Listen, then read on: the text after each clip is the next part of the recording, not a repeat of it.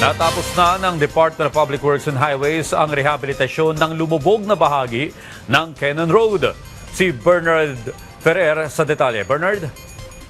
Yes, Audrey, good news. Natapos na ng DPWH Cordillera Administrative Region sa pamamagitan ng Baguio City District Engineering Office ang rehabilitasyon ng lumubog na bahagi ng kalsada sa Cannon Road. Ayon sa kagawaran, agad silang tumugon matapos may ulat ang pagguho o paglubog ng bahagi ng kalsada noong Pebrero 2. Naglagay ang DPWH ng hand-laid rock embankment, caution tape at mga plastic barrier upang maprotektahan ng mga motorista at pedestrian. Sinimula naman ang pagkukumpuni noong Pebrero 3 kung saan tinanggal muna ang konkretong kalsada upang maisagawa ang mas detalyadong pagsusuri.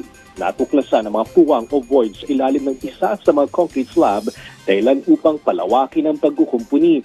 Kasama sa rehabilitasyon ang reblocking ng apektadong lane, paglalagay ng reinforcing bars at pagbuhos ng bagong kongreto hanggang sa tuluyang maging matatag muli ang kalsada. Bagamat natapos na ang pagkukumpuni, isang lane pa lamang ang nadaraanan dahil patuloy pang sumasa ilalim sa tiering ang bagong kongreto ng kalsada. Audrey? Maraming salamat, Bernard Ferrer.